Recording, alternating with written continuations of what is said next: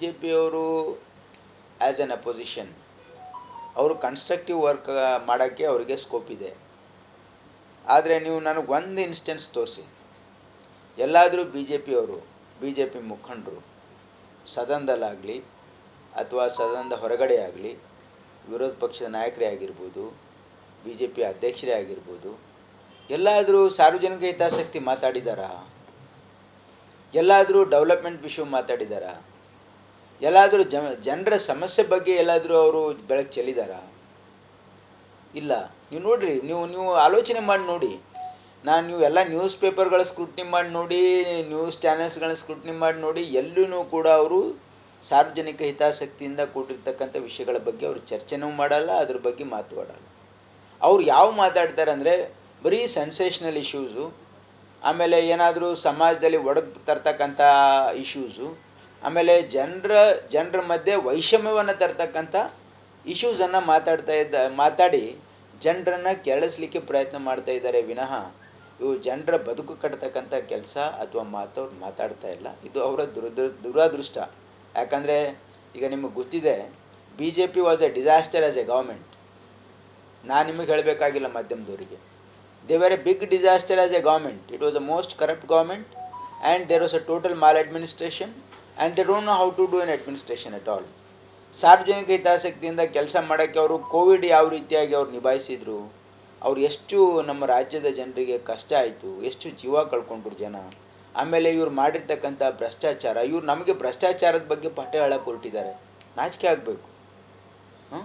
ಈ ದೇಶದ ಜನ, ಈ ರಾಜ್ಯದ ಜನ ಪಾಪ ಅವ್ರಿಗೇನು ಬೇರೆ ದಾರಿನೇ ಇಲ್ಲದೇ ರೋಡಿನ ಮೇಲೆ ಎಷ್ಟು ಜನ ಪ್ರಾಣ ಬಿಟ್ಟಿದ್ದಾರೆ. ಅವ್ರ ಪ್ರಾಣ ರಕ್ಷಣೆ ಮಾಡೋಕ್ಕೆ ಬಿಟ್ಟು ಅದರಲ್ಲೂ ಕೂಡ ಭ್ರಷ್ಟಾಚಾರ ಮಾಡಿರ್ತಕ್ಕಂಥವ್ರು, ಇಂಥ ಹೇಸಿ ಕೆಲಸ ಮಾಡಿರ್ತಕ್ಕಂಥವ್ರು ನಮಗೆ ಇವತ್ತು ಭ್ರಷ್ಟಾಚಾರದ ಬಗ್ಗೆ ಪಾಠ ಹೇಳಕ್ಕೆ ಹೊರಟಿದ್ದಾರೆ. ಇದು ವಿಪರ್ಯಾಸ. ಇದು ಯಾರು who are termed as the most corrupt, ನಾವು ದೇ ಆರ್ ಟ್ರೈಂಗ್ ಟು ನಮಗೆ ಹೇಳಕ್ಕೆ ಹೊರಟಿದ್ದಾರೆ. ನಮ್ಮ ಸರ್ಕಾರನೂ ಇತ್ತು 2013ರಿಂದ 2018ರವರೆಗೆ. ನಾವು ಒಳ್ಳೆಯ ಸರ್ಕಾರವನ್ನು ಕೊಟ್ಟಿದ್ವಿ. ನಮ್ಮ ಸರ್ಕಾರದ ಮೇಲೆ ಯಾವುದೂ ಆರೋಪ ಇರಲಿಲ್ಲ. ಈಗಲೂ ಕೂಡ ನಮ್ಮ ಸರ್ಕಾರ 2 ವರ್ಷ ಯಾವುದೇ ಆರೋಪ ಇಲ್ಲ ನಮ್ಮ ಸರ್ಕಾರದ ಮೇಲೆ. ಅವರು ಇಲ್ಲ ಸಲ್ಲದ ಇಶ್ಯೂಗಳನ್ನು ತಂದು ಇದು ರಾಜೀನಾಮೆ ಕೊಡಬೇಕು, ಇದರಲ್ಲಿ ಹೇಳಿ ಈ ವಿಷಯದಲ್ಲಿ ಏನು ಸಂಬಂಧ ಇದೆ ಪ್ರಿಯಾಂಕ್ಗೆ? ಏನೂ ಸಂಬಂಧ ಇಲ್ಲ ಇದಕ್ಕೆ. ಇವರು ಅದಕ್ಕೆ ಯಾವುದ್ಯಾವುದೋ ರೀತಿ ಇದನ್ನು ಹೈಲೈಟ್ ಮಾಡಿ ನೀವು ಸಚಿವ ರಾಜೀನಾಮೆ, ಯಾಕಂದರೆ ಪ್ರಿಯಾಂಕ್ ವೋಕಲ್ ಇದ್ದಾರೆ, ಬಿ ಜೆ ಪಿ ಅವರು ಎಲ್ಲ ಇಶ್ಯೂ ಮೇಲೆ ಅಟ್ಯಾಕ್ ಮಾಡ್ತಾರಂತೆ, they trying to target him ಅಷ್ಟೇ ಇದರಲ್ಲಿ. ಆಮೇಲೆ ಅವರು ರೇಸ್ ಮಾಡಿದಾರಲ್ಲ, ಅವರ್ ಸೆನ್ಸಿಟಿವ್ ಗೌರ್ಮೆಂಟ್. ಇನ್ನು ಯಾವುದೋ ವಿಷಯ ಈಗ ಅಪೋಸಿಷನ್ ರೇಸ್ ಮಾಡಿದ ಮೇಲೆ ನಾವು ಅದು COD ತನಿಖೆ ಕೊಟ್ಟಿದ್ದೀವಿ. ಇಲ್ಲ ಅವ್ರು ಹೇಳ್ತಾರೆ, ಅವರು ಅಧಿಕಾರದಲ್ಲಿದ್ದಾಗ ಬಿಡಿ, ಈಗ ಬೇರೆ ಕೇಂದ್ರ ಬೇರೆ ರಾಜ್ಯ ಬೇರೆ ಇದೆ ಸರ್ಕಾರ, ಅವ್ರದ್ದೇ ಸರ್ಕಾರ ಕೇಂದ್ರದಲ್ಲಿದ್ದಾಗ ಅವರು CBI ಕೊಟ್ಟಿಲ್ಲ, ಒಂದಾದರೂ ಕೊಟ್ಟಿದ್ದಾರೆ ಅವರು.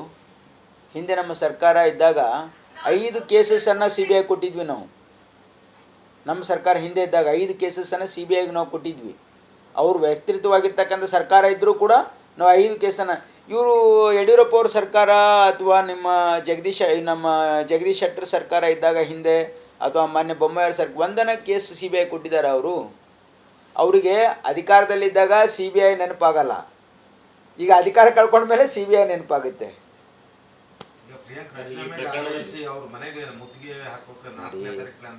ಅವ್ರು ಏನೇ ಪ್ಲ್ಯಾನ್ ಮಾಡಲಿ, ಈಗ ಅದರಲ್ಲಿ ಏನೂ ಹುರುಳಿಲ್ಲ ಅಂತಕ್ಕಂಥದ್ದು ಜನರ ಭಾವನೆ ಇರೋದ್ರಿಂದ ಅವರೇನೋ ಒಂದು ಇಶ್ಯೂ ರೇಸ್ ಮಾಡಿದ್ದಾರೆ. ಹಾಗಾಗಿ ನಾವು COD ತನಿಖೆ ಕೊಟ್ಟಿದ್ದೀವಿ, ಬರಲಿ COD ರಿಪೋರ್ಟ್ ಏನು ಬರ್ತದೆ ಬರಲಿ. ಅವರು ಯಾಕೆ ಇಷ್ಟು ಆತುರದಲ್ಲಿದ್ದಾರೆ? ಈಗ COD ಎನ್ಕ್ವೈರಿ ಆಗ್ತಾಯಿದೆ ತಾನೇ, COD ಎನ್ಕ್ವೈರಿ ಆದ ರಿಪೋರ್ಟ್ ಬರಲಿ.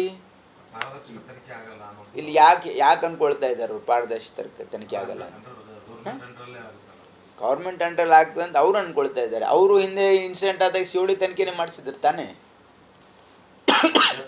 ಸರ್ 3 ಜನ ಬಿಜೆಪಿ ಡಿಸ್ಟ್ರಿಕ್ಟ್ ಲೀಡರ್ಸು ಸ್ವಾಮೀಜಿಯನ್ನ ಹತ್ಯೆಗೆ ಸ್ಕೆಚ್ ನಡೆದಿದೆ ಅಂತ ಉಲ್ಲೇಖ ಆಗಿರುತ್ತೆ ನೋಡಿ. ಇವೆಲ್ಲ ಈಗ ಇನ್ವೆಸ್ಟಿಗೇಷನ್ ನಡೀತಾ ಇರುವಾಗ as a minister I don't want to comment on that issue.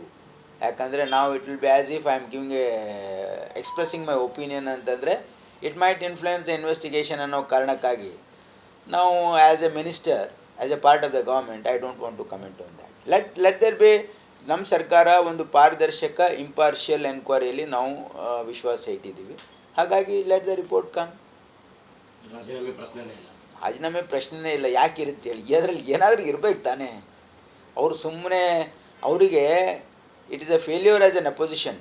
ಅವ್ರಿಗೆ ಯಾವ ಇಶ್ಯೂ ರೇಸ್ ಮಾಡಬೇಕು ಅಂತ ಅರ್ಥ ಆಗ್ತಾಯಿಲ್ಲ. ಯಾಕೆ ಅರ್ಥ ಆಗ್ತಾಯಿಲ್ಲ ಗೊತ್ತಾ ಅವ್ರಿಗೆ? ಯಾಕಂದರೆ ಅವರಿಗೆ ಜನರ ಮನಸ್ಸೇ ಗೊತ್ತಿಲ್ಲ, ಜನರ ಅವಶ್ಯಕತೆಗಳು ಗೊತ್ತಿಲ್ಲ. ಅವರು ರಾಜಕಾರಣ ಸಾಮಾನ್ಯ ಜನರ ಮತ್ತು ಜನರ ಹಿತಕ್ಕಾಗಿ ಮಾಡ್ತಾಯಿಲ್ಲ. ಅವ್ರು ಏನು ಅಂದರೆ, ನಾವು ಅಧಿಕಾರದಲ್ಲಿ ಇಳಿದಿದ್ದೀವಿ, ಈಗ ಅಧಿಕಾರಕ್ಕೆ ಬರಲಿಕ್ಕೆ ಜನರಿಗೆ ಹೇಗೆ ಪ್ರಚೋದನೆ ಕೊಡಬೇಕು ಅಥವಾ ಸರ್ಕಾರಕ್ಕೆ ಕೆಟ್ಟ ಹೆಸರು ತರಬೇಕು ಅಷ್ಟೇ ಅವರು ಇದೇನ. ಇವತ್ತು ಆಯ್ತಪ್ಪ ಸರ್ಕಾರ ಈಗ ಅವ್ರದ್ದಿದೆ, ಈಗ ನಾವು ಇನ್ನೂ 3.5 ವರ್ಷ ಅಪೋಸಿಷನಲ್ಲಿ ಇರ್ತೀವಿ. ನಾವು ನಮ್ಮ ಕೈಲಾದಷ್ಟು ಈ ರಾಜ್ಯದ ಡೆವಲಪ್ಮೆಂಟಿಗೆ ಕಾಂಟ್ರಿಬ್ಯೂಟ್ ಮಾಡಬೇಕು, ಸಾರ್ವಜನಿಕ ಹಿತಾಸಕ್ತಿ ಕೆಲಸ ಮಾಡಬೇಕು ಅಂತ ಏನಾದರೂ ಅವ್ರ ಆಲೋಚನೆ ಇದೆ ಅಂತ ಅಂದ್ಕೊಂಡಿದ್ದೀರಾ ತಾವು? ಮಾಧ್ಯಮದ ಮಿತ್ರರೇ ಹೇಳಬೇಕು ನನಗೆ. ಅವ್ರಿಗೆ ಒಂದು ಪ್ರಶ್ನೆ ಕೇಳಿ ನೀವು ಅವರಿಗೆ ಪಾಸಿಟಿವ್ ಏನೋ ಅವರಿಗೆ ಒಂದು ಪ್ರಶ್ನೆ ಕೇಳಿ ನನ್ನ ಕಡೆಯಿಂದ ಇವರಿಗೆ, ನಮ್ಮ ಅಪೋಸಿಷನ್ ಲೀಡರ್ ಅವರಿಗೆ ಮತ್ತು ಪಕ್ಷದ ಅಧ್ಯಕ್ಷರಿಗೆ, ಪ್ರಮುಖ ಲೀಡರ್ಸಿಗೆ, what is your envision for development of Karnataka ಅಂತ ಕೇಳಿ. ಅವರಿಗೆ ಅಧಿಕಾರದಾಗಿದ್ದಾಗಲೂ ಗೊತ್ತಿಲ್ಲ. ನಾನು ಹೇಳಿದೆ ಈಗ, what is my plan for the 1 year as a minister. I have a clear cut plan in my idea what I am going to do for the public. ಅವ್ರಿಗೆ ಕೇಳಿ. ಈಗಲ್ಲ, ಮುಂದೆ ನೀವು ಅಧಿಕಾರಕ್ಕೆ ಬಂದರೆ ನೀವು ಏನು ಮಾಡ್ತೀರಿ ಅಂತ ಕೇಳಿ ಅವ್ರಿಗೆ ಗೊತ್ತಿರಲ್ಲ. U C, because they have not applied their mind in the direction at all. ಅವರು ಆ ಒಂದು ಆಲೋಚನೆಗಳೇ ಇರಲ್ಲ ಅವ್ರಿಗೆ. ಅವ್ರದ್ದೇನು, ಅಧಿಕಾರಕ್ಕೆ ಬರಬೇಕು, ಹೆಂಗನ ಮಾಡಿ ಜನರಿಗೆ ಜಗಳ ಹಚ್ಚಿ ಅಧಿಕಾರಕ್ಕೆ ಬರಬೇಕು, ಲೂಟಿ ಮಾಡಬೇಕು. ನಾವು ಜನರ ಸೇವೆ ಮಾಡಬೇಕು, ಊರು ಡೆವಲಪ್ಮೆಂಟ್ ಮಾಡಬೇಕು, ಜನರ ಕಷ್ಟ ಸುಖ ಹೇಗಿದೆ ನೋಡಬೇಕು, ಜನರ ಜೀವನದಲ್ಲಿ ಬದಲಾವಣೆ ತರಬೇಕು ಅನ್ನೋ ಆಲೋಚನೆಯೂ ಕೂಡ ಅವ್ರಿಗಿಲ್ಲ. ದಿಸ್ ಈಸ್ ವೆರಿ ಬ್ಯಾಡ್.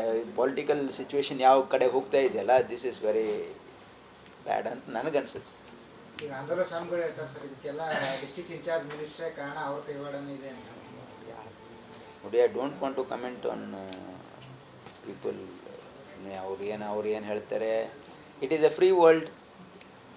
ನಮ್ಮಲ್ಲಿ ಪ್ರಜಾಪ್ರಭುತ್ವ ಇದೆ. ಡಾಕ್ಟರ್ ಬಾಬಾ ಸಾಹೇಬ್ ಅಂಬೇಡ್ಕರ್ ಅವರು ಭಾಳ ಸ್ಪಷ್ಟವಾಗಿ ಅಭಿವ್ಯಕ್ತಿ ಸ್ವಾತಂತ್ರ್ಯಕ್ಕೆ ಇವತ್ತು ಎಲ್ರಿಗೂ ಕೊಟ್ಟಿದ್ದಾರೆ. ದೇಶದ ಎಲ್ರಿಗೂ ಅಭಿವ್ಯಕ್ತಿ ಸ್ವಾತಂತ್ರ್ಯ ಇದೆ. ನಾವು ಏನು ಬೇಕಾಗಿದ್ರೆ ಹೇಳ್ಬೋದು. ಅಷ್ಟೇ ನಾವು ಹೇಳುವಾಗ ನಾವೇ ಚೌಕಟ್ಟು ಹಾಕ್ಕೋಬೇಕು. ನಾವು ಹೇಳೋದ್ರಿಂದ ಸಮಾಜದಲ್ಲಿ ಕಲಹ ಆಗುತ್ತಾ, ನಾವು ಹೇಳೋದ್ರಲ್ಲಿ ಬೇರೆ ನೋವಾಗುತ್ತಾ ಅಂತಕ್ಕಂಥ ಅರ್ಥ ಮಾಡ್ಕೊಂಡು ಮಾತಾಡಬೇಕಷ್ಟೆ. ಬಿ ಜೆ ಪಿಯವರು ಆ್ಯಸ್ ಎನ್ ಅಪೋಸಿಷನ್ ಅವರು ಕನ್ಸ್ಟ್ರಕ್ಟಿವ್ ವರ್ಕ್ ಮಾಡೋಕ್ಕೆ ಅವರಿಗೆ ಸ್ಕೋಪ್ ಇದೆ.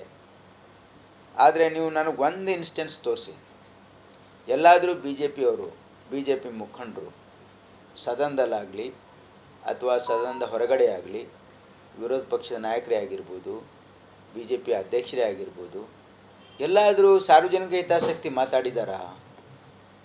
ಎಲ್ಲಾದರೂ ಡೆವಲಪ್ಮೆಂಟ್ ವಿಷಯ ಮಾತಾಡಿದಾರಾ? ಎಲ್ಲಾದರೂ ಜನರ ಸಮಸ್ಯೆ ಬಗ್ಗೆ ಎಲ್ಲಾದರೂ ಅವರು ಬೆಳಕು ಚೆಲ್ಲಿದಾರಾ? ಇಲ್ಲ.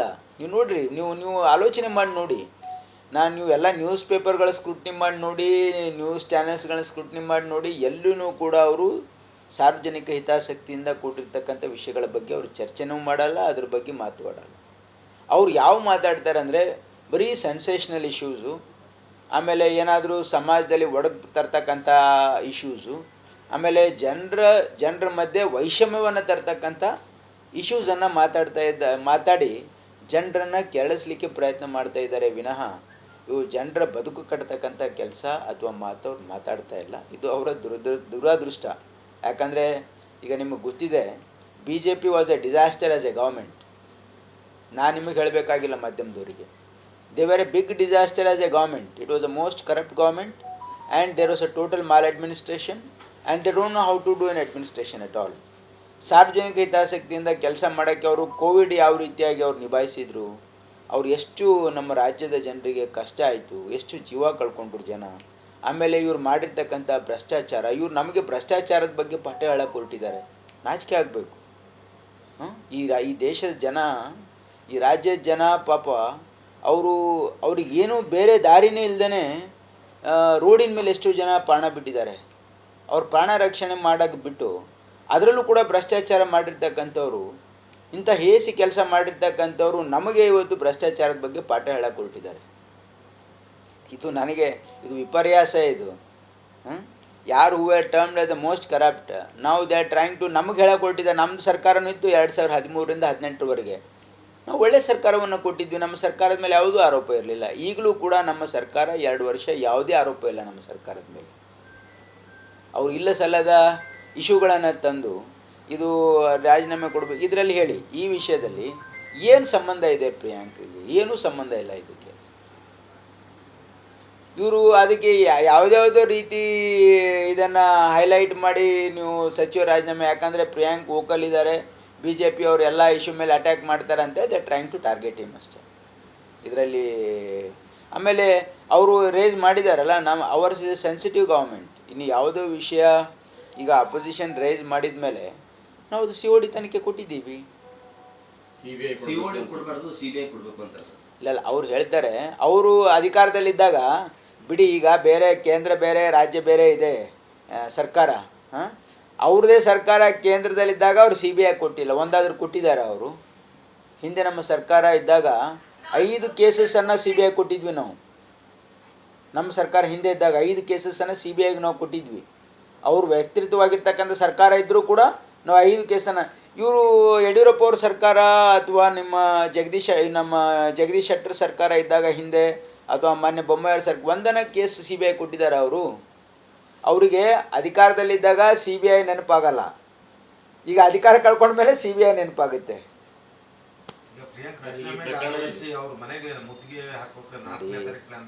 ಅವ್ರು ಏನೇ ಪ್ಲ್ಯಾನ್ ಮಾಡಲಿ, ಈಗ ಅದರಲ್ಲಿ ಏನೂ ಹುರುಳಿಲ್ಲ ಅಂತಕ್ಕಂಥದ್ದು ಜನರ ಭಾವನೆ ಇರೋದ್ರಿಂದ ಅವರೇನೋ ಒಂದು ಇಶ್ಯೂ ರೇಸ್ ಮಾಡಿದ್ದಾರೆ. ಹಾಗಾಗಿ ನಾವು COD ತನಿಖೆ ಕೊಟ್ಟಿದ್ದೀವಿ, ಬರಲಿ COD ರಿಪೋರ್ಟ್ ಏನು ಬರ್ತದೆ ಬರಲಿ. ಅವರು ಯಾಕೆ ಇಷ್ಟು ಆತುರದಲ್ಲಿದ್ದಾರೆ? ಈಗ COD ಎನ್ಕ್ವೈರಿ ಆಗ್ತಾಯಿದೆ ತಾನೇ, COD ಎನ್ಕ್ವೈರಿ ಆದ ರಿಪೋರ್ಟ್ ಬರಲಿ. ಇಲ್ಲಿ ಯಾಕೆ ಅಂದ್ಕೊಳ್ತಾ ಇದ್ದಾರೆ ಅವ್ರು ಪಾರದರ್ಶಕ ತನಿಖೆ ಆಗಲ್ಲ? ಗೌರ್ಮೆಂಟ್ ಅಂಡರಲ್ಲಿ ಆಗ್ತದೆ ಅಂತ ಅವ್ರು ಅಂದ್ಕೊಳ್ತಾ ಇದ್ದಾರೆ. ಅವರು ಹಿಂದೆ ಇನ್ಸಿಡೆಂಟ್ ಆದಾಗ COD ತನಿಖೆನೇ ಮಾಡಿಸಿದ್ರು ತಾನೇ. ನೋಟಲ್ಲಿ ಸರ್ 3 ಜನ ಬಿಜೆಪಿ ಡಿಸ್ಟ್ರಿಕ್ಟ್ ಲೀಡರ್ಸು ಸ್ವಾಮೀಜಿಯನ್ನ ಹತ್ಯೆಗೆ ಸ್ಕೆಚ್ ನಡೆದಿದೆ ಅಂತ ಉಲ್ಲೇಖ ಆಗಿದೆ. ನೋಡಿ, ಇವೆಲ್ಲ ಈಗ ಇನ್ವೆಸ್ಟಿಗೇಷನ್ ನಡೀತಾ ಇರುವಾಗ as a minister I don't want to comment on that issue. ಯಾಕಂದರೆ ನಾವು it will be as if I am giving expressing my opinion ಅಂತಂದರೆ it might influence the investigation ಅನ್ನೋ ಕಾರಣಕ್ಕಾಗಿ ನಾವು as a minister, as a part of the government, I don't want to comment on that.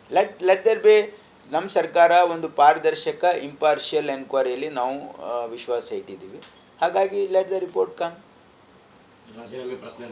ರಾಜೀನಾಮೆ ಪ್ರಶ್ನೆನೇ ಇಲ್ಲ. ಯಾಕೆ ಇರುತ್ತೆ ಹೇಳಿ? ಅದರಲ್ಲಿ ಏನಾದರೂ ಇರಬೇಕು ತಾನೇ. ಅವರು ಸುಮ್ಮನೆ, ಅವರಿಗೆ it is a failure as an opposition. ಅವ್ರಿಗೆ ಯಾವ ಇಶ್ಯೂ ರೇಸ್ ಮಾಡಬೇಕು ಅಂತ ಅರ್ಥ ಆಗ್ತಾಯಿಲ್ಲ. ಯಾಕೆ ಅರ್ಥ ಆಗ್ತಾಯಿಲ್ಲ ಗೊತ್ತಾ ಅವರಿಗೆ? ಯಾಕಂದರೆ ಅವರಿಗೆ ಜನರ ಮನಸ್ಸೇ ಗೊತ್ತಿಲ್ಲ, ಜನರ ಅವಶ್ಯಕತೆಗಳು ಗೊತ್ತಿಲ್ಲ. ಅವರು ರಾಜಕಾರಣ ಸಾಮಾನ್ಯ ಜನರ ಮತ್ತು ಜನರ ಹಿತಕ್ಕಾಗಿ ಮಾಡ್ತಾಯಿಲ್ಲ. ಅವ್ರು ಏನು ಅಂದರೆ, ನಾವು ಅಧಿಕಾರದಲ್ಲಿ ಇಳಿದಿದ್ದೀವಿ, ಈಗ ಅಧಿಕಾರಕ್ಕೆ ಬರಲಿಕ್ಕೆ ಜನರಿಗೆ ಹೇಗೆ ಪ್ರಚೋದನೆ ಕೊಡಬೇಕು ಅಥವಾ ಸರ್ಕಾರಕ್ಕೆ ಕೆಟ್ಟ ಹೆಸರು ತರಬೇಕು ಅಷ್ಟೇ ಅವರು ಇದೇನಾ. ಇವತ್ತು ಆಯ್ತಪ್ಪ ಸರ್ಕಾರ ಈಗ ಅವ್ರದ್ದಿದೆ, ಈಗ ನಾವು ಇನ್ನೂ 3.5 ವರ್ಷ ಅಪೋಸಿಷನಲ್ಲಿ ಇರ್ತೀವಿ. ನಾವು ನಮ್ಮ ಕೈಲಾದಷ್ಟು ಈ ರಾಜ್ಯದ ಡೆವಲಪ್ಮೆಂಟಿಗೆ ಕಾಂಟ್ರಿಬ್ಯೂಟ್ ಮಾಡಬೇಕು, ಸಾರ್ವಜನಿಕ ಹಿತಾಸಕ್ತಿ ಕೆಲಸ ಮಾಡಬೇಕು ಅಂತ ಏನಾದರೂ ಅವ್ರ ಆಲೋಚನೆ ಇದೆ ಅಂತ ಅಂದ್ಕೊಂಡಿದ್ದೀರಾ ತಾವು? ಮಾಧ್ಯಮದ ಮಿತ್ರರೇ ಹೇಳಬೇಕು ನನಗೆ.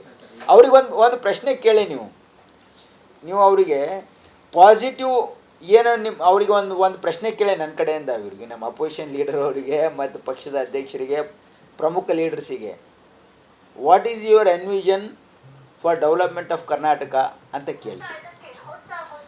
ಅವರಿಗೆ ಅಧಿಕಾರದಾಗಿದ್ದಾಗಲೂ ಗೊತ್ತಿಲ್ಲ.